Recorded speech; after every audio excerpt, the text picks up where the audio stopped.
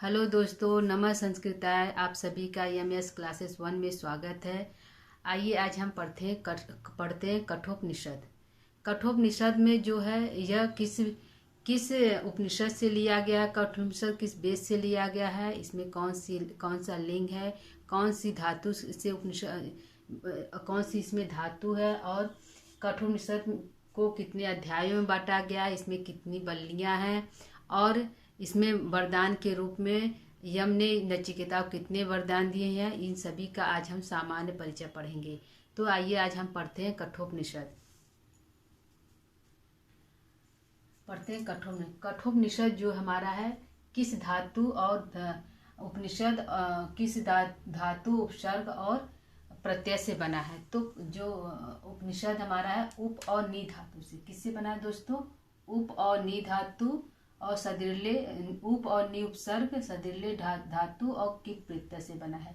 किससे बना है? किप प्रत्यय से बना है। उप और नी जो हमारा उपसर्ग है और सदृले धातु और किप प्रत्यय से हमारा उपनिषद बनता है। क्या बनता है दोस्तों? उपनिषद बनता है।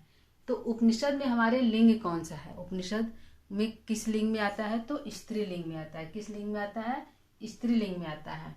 उपनिषद का अन्य नाम क्या है? उपनिषद का हमारा अन्य नाम क्या है? तो इसको ज्ञान कांड भी कहते हैं या वेदांत भी कहते हैं। क्या कहते हैं दोस्तों? ज्ञान कांड कहते हैं और वेदांत कहते हैं। प्रमाणिक उपनिषद कितने हैं? कहा गया है कि जो प्रमाणित, जिसको प्रमाणित किया गया है, तो उसकी संख्या कितनी है? तो उसकी संख्या 10 और 11 है। 10 भी माना गया है और 11 भी माना गया है। तो किसके अनुसार माना गया? शंकराचार्य के अनुसार माना गया है कि उपनिषद की कितनी संख्या है? तो 10 और 11। और वर्तमान में कितने उपनिषद उपलब्ध है? तो 13 उपनिषद उपलब्ध है। कितने हैं दोस्तों? 13 उपनिषद जो है वर्तमान में उपलब्ध है उपनिषद। और कठोपनिषद जो है किस वेद से लिया गया है? तो कठोपनिषद कृष्ण यजुर्वेद के कठ शाखा से लिया गया। किससे लिया गया दोस्तों? कृष्ण यजुर्वेद के कठ शाखा से हमारा कठोपनिषद लिया गया है। किससे लिया? एक बार फिर ध्यान दीजिएगा। कृष्ण यजुर्वेद के कठ शाखा से लिया गया है। यजुर्वेद के 2 भाग किए गए हैं। कितने भाग किए गए हैं दोस्तों? 2 भाग किए गए हैं। एक कृष्ण यजुर्वेद है और दूसरा शुक्ल यजुर्वेद। एक पहला हमारा है कृष्ण यजुर्वेद, दूसरा हमारा है शुक्ल यजुर्वेद। तो यजुर्वेद के 2 भाग किए गए हैं, कृष्ण यजुर्वेद और शुक्ल यजुर्वेद। तो कृष्ण यजुर्वेद के अंतर्गत 4 शाखाएं आती हैं। कितनी शाखाएं आती हैं दोस्तों? 4 शाखाएं आती हैं कृष्ण यजुर्वेद के। तो उसी एक शाखा में आता है हमारा कठ शाखा। कौन शाखा आता है? कठ शाखा आता है। उसी कठ शाखा से हमारा कठोपनिषद लिया गया है। क्या लिया गया है? उसी जो कठ शाखा है, जो कृष्ण यजुर्वेद की 4 शाखाएं बताई गई हैं, उसी में एक हमारा कठ शाखा है। चार शाखाओं में से एक हमारा कठ शाखा है। उसी कठ शाखा से हमारा कठोपनिषद लिया गया है। क्या लिया गया दोस्तों? हमारा कठोपनिषद लिया गया उसी शाखा से। कठोपनिषद लिया गया है हमारा कठ शाखा से। हमारा क्या लिया गया दोस्तों? कठोपनिषद। कठोपनिषद लिया गया है हमारा कठ शाखा से। कठ शाखा से हमारा कठोपनिषद लिया गया है। कठोपनिषद के कितने अध्याय हैं? कठोपनिषद में कितने अध्याय हैं? तो 2 अध्याय हैं। कठोपनिषद के 2 अध्याय हैं, प्रथम अध्याय और द्वितीय अध्याय। प्रथम अध्याय में कितनी बल्लियां हैं? तो प्रथम अध्याय में 3 बल्लियां हैं और द्वितीय अध्याय में भी 3 बल्लियां हैं। प्रथम अध्याय में कितनी बल्लियां दोस्तों? 3 बल्लियां आती हैं और द्वितीय अध्याय में भी 3 बल्लियां आती हैं। ठीक है। और तीनों बल्लियां में तीनों बल्लियां की जो कितनी संख्या है? तो जो प्रथम बल्ली है, जो प्रथम अध्याय की जो प्रथम बल्ली है, उसमें श्लोकों मंत्र की संख्या कितनी है? तो 29 है। कितना है दोस्तों? 29 है। इसमें मंत्र की संख्या कितनी है? 29 है। और द्वितीय बल्ली में कितनी मंत्र संख्या है? तो 25 है। तृतीय बल्ली में मंत्र की संख्या कितनी है? तो 17 है। कुल मिलाकर 71 इसकी संख्या, मंत्रों की संख्या प्रथम अध्याय के तीनों बल्लिया में कुल मंत्रों की संख्या कितनी है? तो 71 है। और द्वितीय अध्याय में हमारा 3 बल्ली है। तो प्रथम बल्ली में हमारा 15 मंत्र है, द्वितीय बल्ली में हमारा 15 मंत्र है, तृतीय बल्ली में हमारा कितना मंत्र है? 18 मंत्र है। कुल हमारे मंत्रों की संख्या 48 है। कितना है दोस्तों? 48 हमारे मंत्रों की संख्या है। और टोटल प्रथम अध्याय द्वितीय अध्याय की मंत्रों संख्या लेंगे तो कितना हो जाएगा, 119 या 120 आता है। ठीक, और इसमें जो है वरदान के रूप में नचिकेता था वो यम के पास, उसके पिता थे प्रथम बल्ली में, उसके पिता ने उसको मृत्यु को दे दिया था नचिकेता को। तो नचिकेता यम के पास जाते, वहाँ पे 3 दिन बिना खाए पिए वहाँ पे यम का इंतजार करते हैं, क्योंकि यम कहीं और चले गए होते हैं। तो उनके वापस आने पर तीसरे दिन जब वो वापस आते हैं यम, तो उनकी पत्नी कहती है कि हमारे द्वार पर एक ब्राह्मण बालक जो 10 वर्ष का है वह भूखे प्यासे 3 दिन से पड़ा हुआ है, अतः आप उसको जलपान करिए, उसको अंदर लाइए। तो यम के कहने पर जो उनकी पत्नी होती है यम की, उनको अंदर लाते हैं, उनको जलपान कराते हैं। और वरदान के रूप में, क्योंकि यम ने 3 दिन तक नचिकेता ने 3 दिन तक यम का इंतजार किया था उनके द्वार पर बिना खाए पिए। तो इसके लिए यम ने कहा कि आप हमसे 3 वरदान मांग सकते हैं। तो 3 वरदान के रूप में, प्रथम वरदान के रूप में नचिकेता ने अपने पितृ परितोष मांगा, यानी कि यहाँ जो हमारे पिताजी का जो कष्ट है, जो दुख है, क्योंकि हम यहाँ से वापस चले, पिता ने हमें मृत्यु को दे दिया था, तो वहाँ से वापस चले आने पर हमारे पिताजी बहुत दुखी थे और बहुत अधिक क्रोधित थे। तो जब हम यहाँ से जाएं, अर्थात आप मेरे पिता का क्रोध शांत कर दीजिए और उनको जो दुख है उनके दुख को दूर कर दीजिए। तो ऐसा वरदान प्रथम वरदान मांगते हैं यम, जो नचिकेता है यम से मांगते हैं। तो यम ने उनको यह वरदान दे देते हैं पितृ परितोष, उनके पिता के सारे कष्टों और दुखों को दूर कर देते हैं। द्वितीय वरदान के रूप में नचिकेता ने कहा कि द्वितीय वरदान के रूप में आप मुझे अग्नि विद्या दीजिए, मतलब अग्नि का ज्ञान दीजिए, किस प्रकार अग्नि विद्या का ज्ञान दीजिए। तो यम ने द्वितीय वरदान के रूप में अग्नि विद्या का ज्ञान दिया। और तृतीय वरदान के रूप में नचिकेता ने आत्मज्ञान मांगा, आत्म तत्व की, आत्मा क्या होती है, मरने के बाद आत्मा कहाँ जाती है। कुछ लोगों का पृथ्वी लोक पर, कुछ लोग कहना है कि मरने के बाद जो आत्मा है भटकती है, या आत्मा मरती नहीं, वह जीवित रहती है, सिर्फ शरीर बदलता है। तो आत्मा कहाँ जाती है, फिर उसका दूसरे शरीर में किस प्रकार प्रवेश होता है। इन सभी प्रश्नों के माध्यम से वह नचिकेता जो है यम से आत्मज्ञान के रूप में वरदान मांगता है। तो जो यमराज हैं इस वरदान को नहीं देना चाहते, क्योंकि इस ज्ञान को प्राप्त करने के लिए तपस्वी लोग बहुत तपस्या करते हैं, कई वर्षों तक तपस्या करने के बाद इस ज्ञान को प्राप्त कर पाते हैं कि आत्मा क्या है, क्या होती है, उसका पुनर्जन्म होता है कि नहीं होता है, आत्मा अजर अमर है कि नहीं है। इन सभी जानकारी को तो जो यमराज वो नहीं देना चाहते, वो कहते हैं कोई और वरदान हमसे मांग लीजिए, पृथ्वी लोक का पूरा सुख मांग लीजिए, अप्सराएं मांग लीजिए, धन दौलत मांग लीजिए, अपनी लंबी उम्र मांग लीजिए, जितना चाहे आप जीवित रह सकते हैं अपनी इच्छा अनुसार, इच्छा मृत्यु मांग लीजिए कि जब हम जितना जीना चाहते हैं उतना जीवित रहें, फिर जब चाहे तब मर सकते हैं, कुछ भी मांग लीजिए, लेकिन इस आत्मज्ञान को मत मांगिए। लेकिन नचिकेता के जीत के आगे जो यमराज हार जाते हैं और उनको आत्मज्ञान की जो ज्ञान होता है उसको प्रदान करते हैं। तो तीसरे वरदान के रूप में आत्मज्ञान है। पहला है पितृ परितोष, दूसरा है अग्नि विद्या, तीसरा है आत्मज्ञान। तो तीसरा जो है आत्मज्ञान देते हैं, अग्नि विद्या के बारे में दूसरे बताते हैं, पहले में परितोष उनके पिता के सारे कष्टों को दूर कर देते हैं। ठीक है दोस्तों, ये हमारा आधा है, कुछ और हम देख लेते हैं आगे।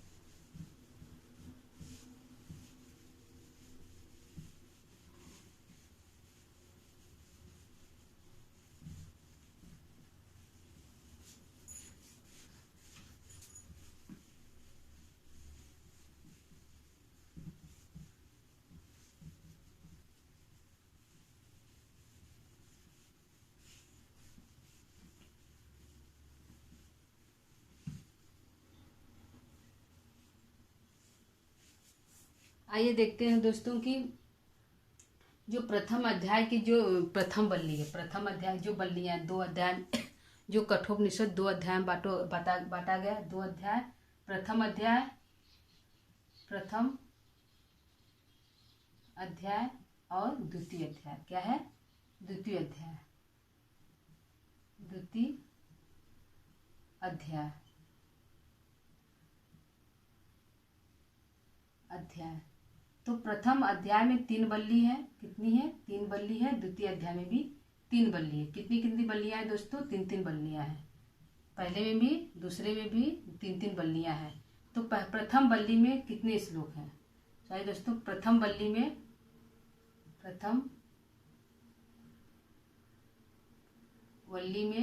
कितने मंत्र हैं? मंत्रों की संख्या क्या है?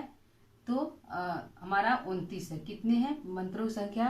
प्रथम बल्ली में हमारे मंत्रों की संख्या 29 है, 29 है। द्वितीय बल्ली में मंत्रों की संख्या कितनी है? द्वितीय बल्ली में मंत्रों की संख्या हमारा 25 है। कितना है दोस्तों? 25 है। 25 है हमारा द्वितीय अथवा में मंत्रों की संख्या हमारा 25 है। कितना है? 25 है। तृतीय बल्ली में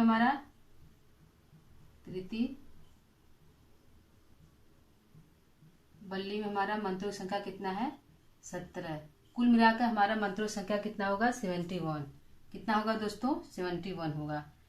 9 4 14, 14 7 21 और 5 2 7 71 होगा हमारा। जो प्रथम अध्याय में तीनों बल्लियों में कुल संख्या कितनी है मंत्रों की? 71 है। प्रथम बल्ली में मंत्रों संख्या क्या है? 29 है। द्वितीय बल्ली मंत्रों संख्या कितना है?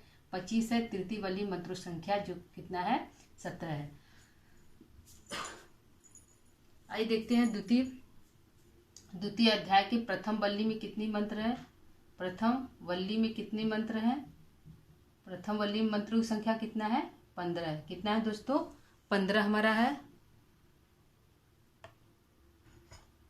कितना हमारा दोस्तों है? 15 है। 15 है। द्वितीय बल्ली में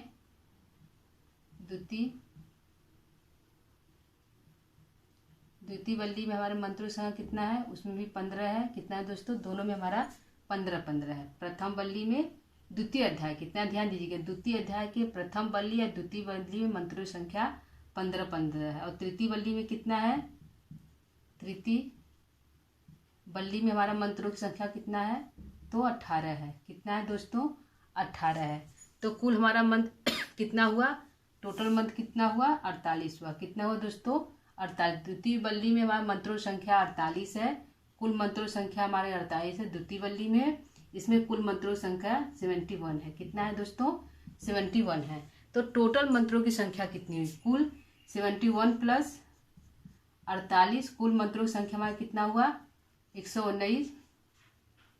7 1 8 9 119 हमारा हुआ। कुछ लोग कहना है कि 120 भी है, तो दोनों मान्य है। आंसर में कहीं कहीं 119 भी है, 120 है। तो टोटल मंत्रों की संख्या कितना है हमारा? है मंत्रों की संख्या 120 और 119 है। तो ध्यान दीजिएगा दोस्तों, प्रथम बल्ली मंत्रों की संख्या कितना है? 29 है। द्वितीय बल्ली मंत्रों की संख्या 25 है। तृतीय बल्ली मंत्रों संख्या 17 है। कुल मंत्र संख्या 71 है। कितना है? 71 है। और द्वितीय अध्याय के प्रथम बल्ली में मंत्रों संख्या 15 है।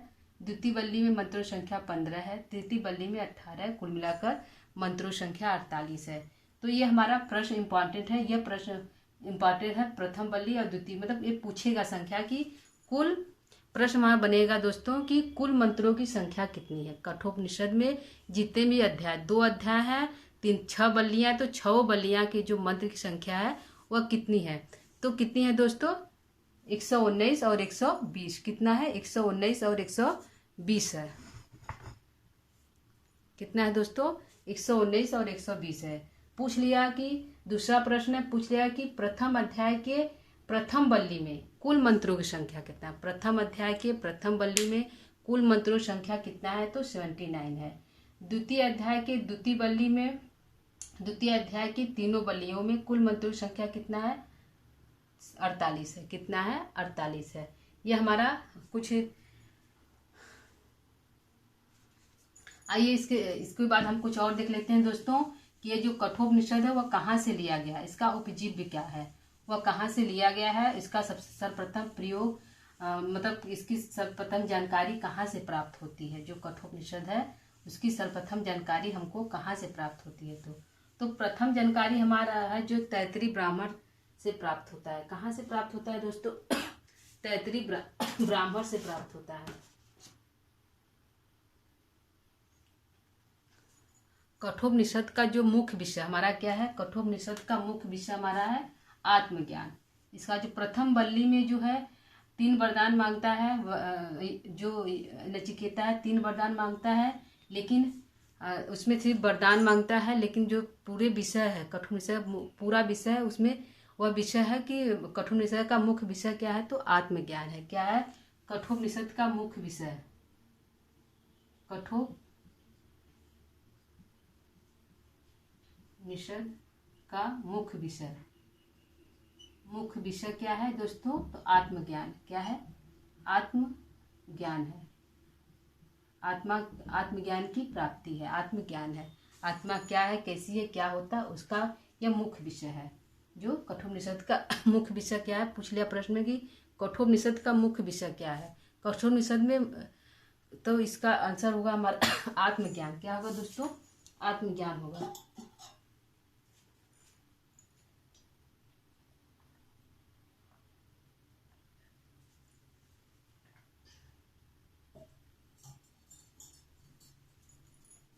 आइए देखते हैं कि कठोपनिषद जो है सर्वप्रथम कहाँ प्राप्त होता है। कठोपनिषद की जो जानकारी हमको सर्वप्रथम कहाँ प्राप्त होती है? तो तैतरी ब्राह्मण सबसे पहले हमारा प्राप्त होता है। सबसे पहले प्राप्त होता है, कहाँ प्राप्त होता है दोस्तों? सबसे पहले प्राप्त होता है हमारा तैतरी ब्राह्मण में। कहाँ प्राप्त होता है? तैतरी ब्राह्मण में प्राप्त होता है। तैतरी ब्राह्मण में प्राप्त होता है। सबसे पहले हमारा कठोपनिषद जो है इसकी जानकारी हमको कहाँ से प्राप्त होती है? यहाँ से प्राप्त होती है, तैतरी ब्राह्मण में। दूसरी बार हमारा सबसे पहले होता है, दूसरी बार हमारा प्राप्त होता है कहाँ से? दूसरी बार प्राप्त होता है कहाँ से? स्वयं कठोपनिषद से। कहाँ से प्राप्त होता है? स्वयं कठोपनिषद से। स्वयं कठोपनिषद से प्राप्त होता है। दूसरी बार हमारा स्वयं कठोपनिषद से प्राप्त होता है कि कठोपनिषद में क्या है, उसका मुख्य विषय क्या है। कठोपनिषद में क्या है, उसका मुख्य विषय क्या है, यह हमारा जो है दूसरी बार हुआ। तीसरी बार हमारा प्राप्त होता है कि तीसरी बार